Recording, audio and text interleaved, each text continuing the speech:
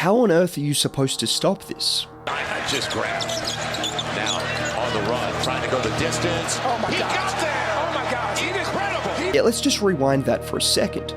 Zion grabs the rebound, gets past Scotty Barnes like he isn't there, before absorbing the Coloco contact and finishing in a crowd of 4 Raptors players.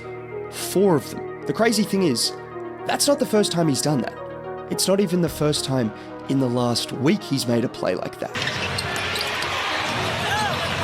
Now imagine having someone that good and surrounding him with shooting, defense, and well, a guy named Brandon Ingram who can put up performances like this in the playoffs. That's the New Orleans Pelicans. And the scariest part about the Pelicans is their record doesn't even come close to doing their potential dominance justice. However, before I even talk about the fact this team has a near top 5 offense to go along with a top 5 defense and net rating, which has them in the mix with the league's biggest contenders, can I just ask you that same question? How are you supposed to stop this? Zion gives the ball to B.I., who drives at the defense before drawing 3 defenders and hitting a nice pump fake, which allows Zion to wrap around and dart straight to the rim. When you combine the scoring gravity both of these guys have, along with their ability to make fantastic decisions off the dribble and their unselfishness, this might be a hot take. It is a hot take. By the end of the season, this could be the best offensive duo in the league. Now, I am aware there are a lot of great offensive duos, but I'm also equally aware that over the last 10 games, these are the numbers Zion Williamson is averaging. No, that's not a typo. He basically doesn't miss shots. And then there's Brandon Ingram, who's shooting 47% from 3 to go along with his ability to playmake and score within the arc. They also have 2 other guys that can give you 20 on any given night. Oh, and Trey Murphy, who's averaging over 20 a game the last 4 games and is one of the best 3-point shooters in the NBA. But before we even talk about the offensive side of the ball, over the last 10 games, this is the list of teams that have a better defensive rating than the Pelicans. And let me just whisper this one quietly. Just listen in. You know who's been fantastic defensively? This doesn't fit the narrative. Zion Williamson has been fantastic defensively. Shh. You can't tell anyone that because they don't want to hear that. But before we even talk about Zion, can we talk about the Australian rookie? Because the Pels have done it again. They have managed to find the best rookie perimeter defender since, well, Herb Jones. I mean, is there a better play to demonstrate that than when he stonewalls Luka before picking his pocket? Or in this play against SGA, where he forces him into not just a tough step back, but look at the arc SGA has to get on this ball to not get blocked by the 6'11" wingspan of Daniels. It's not just his on-ball defense either. It's also plays like this that is so important for teams with the prevalence of the 3-ball. Just watch how much Dyson fights over the screen to prevent a Trey Man open 3 before then sliding over and contesting Williams' 3. The Pels now have 3 guys in Alvarado, Daniels, and Herb Jones that are elite at navigating screens and forcing opposing guards into very difficult shots from beyond the arc. And this is a huge reason why New Orleans are keeping teams to the 3rd lowest 3-point percentage in the league. But as I alluded to, and again, don't tell anyone because no one wants to hear this side of things about Zion Williamson, but he has been great defensively. And a big reason for Zion's recent defensive success is he's actively trying to be a defensive playmaker, as opposed to earlier in his career when he was more focused on not making the wrong rotations. He's now starting to try and make a difference, like on this play where he could easily just allow Siakam to go one-on-one against Herb, but he recognizes the opportunity to make a play on the ball and rips Siakam before doing what he does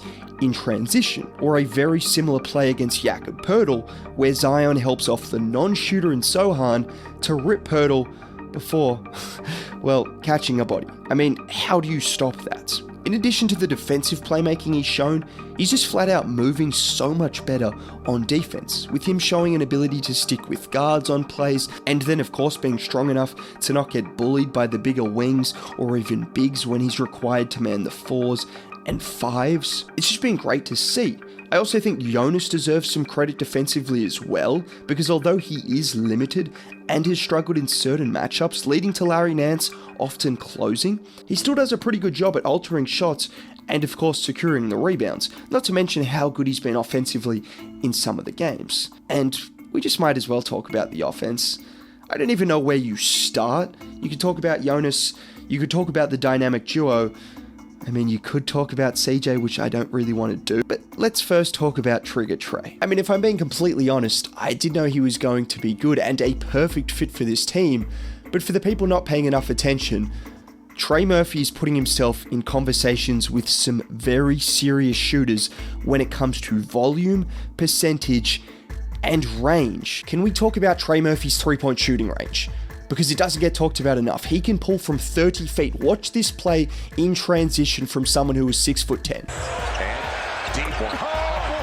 But outside of threes like that, being able to shoot from 25 to 30 feet, it actually makes a huge difference when the teams are trying to help over on Zion in the paint, because he kicks it out and Trey's got absolutely all day to line up a shot, and it's a big reason why he's shooting so well from beyond 25 feet. Oh yeah, and if you're not careful, Trey will also put you on a poster. Now I've said a lot, and there's someone I still haven't mentioned, which is Brandon Ingram. And if you're wondering how Brandon Ingram is playing, well, he's been out for a little while, which is why I got to him a bit later.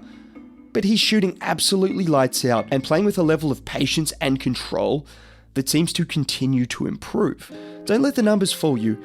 We know BI can give you 25 a night when he wants to, but similar to Zion earlier in the season, it's been an adjustment playing with two other guys that can require 20 shots on any given night. Despite that, I really like the potential of Zion and BI. I will say, I am not convinced by CJ McCollum as a third option. It is still early in the season, but there have been way too many games where he looks so desperate to get his shot, and I understand he's in a bit of a rut and he's trying to get himself going, but he's got to understand, Zion, BI, CJ is there in the pecking order. However, getting back to what Zion and BI can do as a partnership, just look at their game against Chicago earlier in the season, when they combined for 27 points in the fourth quarter. The Chicago Bulls as a team scored only 2 more than that. BI and Zion shot 10 of 15 in that game and took turns cooking the Bulls, with Chicago having no answer for Zion getting to the rim, and well, they had no answer for BI making every single shot from the mid-range. That's the potential of those two that we just haven't seen enough to start the season, because they seem to always be out when the other one is in. Now, there also has been one major difference for the Pels offense recently, and that's been Point Zion. If there was one thing Stan Van Gundy did well in his time as a Pelicans coach, it was Point Zion, because when he gets the ball going downhill, instead of posting up all the time, the defense really has no answer. Those handoffs from Valanciunas and Nance, and all of a sudden, he's either scoring at the rim, getting to the free throw line, or just as good, kicking it out to an open Trey Murphy, CJ McCollum, or Jose Alvarado. I mean, when someone is this good, how are you supposed to stop him? Look at OG Anunoby and Pascal Siakam, two elite wing defenders, trapping him near the corner, so Zion casually dribbles his way out of the double before hitting a double clutch dunk. And it's this combination of Zion getting to the rim and the outside shooting that has the Pels as the second best scoring team within 5 feet, whilst also having a top 5 3-point percentage, a perfect combination for a modern NBA offense. Anyways, if you did make it all the way to the end of the video, in which my voice sounds like sandpaper, apologies for that, but a like would be greatly appreciated. Subscribe to the channel for more. Have a great day. Bye.